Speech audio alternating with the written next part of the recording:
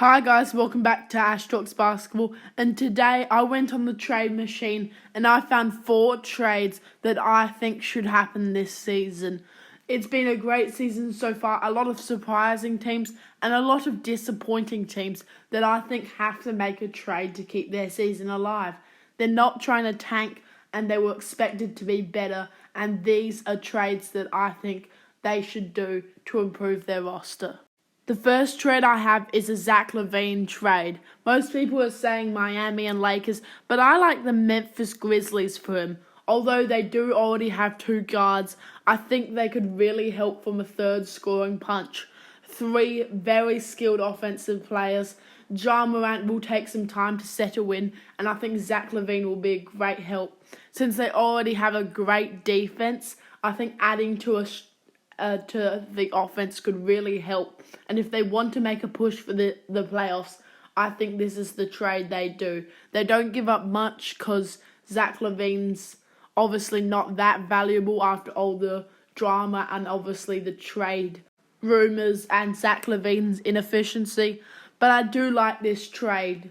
The Bulls get Luke Kennard, Brandon Clark, Zaire Williams, and a 2026 first-round pick from the Grizzlies in exchange for Zach LaVine. I think this is a pretty good win-win trade. The Bulls have looked good without Zach LaVine, and adding more role players to go around this roster will be great. Luke Kennard's an amazing shooter. Brandon Clark is good, although he's gone through an injury. When he comes back, I think he will be good. And Zaire Williams is a great young piece that they can try and develop. I think this is a good win-win trade. And if Memphis wants to try and save their season, I think this is what they should do. The next trade is a Pascal Siakam trade. And in this trade, I have him going to the OKC Thunder. The Thunder look really good to start this year, but I don't think they have enough veteran depth or just enough skill on this team yet to really compete, and I think this is a trade that can help them towards it. Josh Giddey has been struggling because of a lack of minutes, I could say, because of so much talent being around him. He's not as important as he used to be, so I think a trade to a new scenery could really help him, and a rebuilding team like the Raptors could help him develop. The Raptors will want quite a bit for Pascal Siakam, so this trade includes Davis Bertans, Josh Giddey, Usam Dang, Aaron Wiggins, and 2 first-round picks. I know this seems like a lot, but Pascal Siakam is still an all-star caliber player, and the Raptors are known for holding on to their players, and I think they'll want a lot for him. But I still think he'll be very valuable to the Thunder, and they will do this trade if they want Pascal Siakam to improve their team now. The last trade I have is a Chris Paul trade. I know he's been bouncing around teams, and he seems like one of the only bright spots on the Warriors right now. He seems like the only tradable person, and right now, the Warriors need to trade. They have no sort of an offense other than Steph Curry, and everybody seems to be struggling. So I think bringing in Bogdan Bogdanovic and Monte Morris could really help them, adding a lot to their offense and helping Steph Curry not always be double-teamed constantly, and they're going to help him with a lot of perimeter shooting, and each of them can go off for 20 or 30 a night if needed, which could really help the Warriors. And from a Pistons standpoint, they're getting away of their veterans away and just getting a pick in return. It's not much, but honestly, the Pistons will take any pick right now to take away their veterans because it seems like they're trying to lose. And my final trade, I went for something insane. I went a big 14 trade. Although it's not the most realistic trade, I had fun making it, and I think it's a pretty fair trade all the way around. The Raptors received Kyle Lowry, Grant Williams, Rashawn Holmes, 2 first-round picks, and 3 second-round picks. The Bulls received Duncan Robinson, Thaddeus Young, Otto Porter, and 2 first-round picks.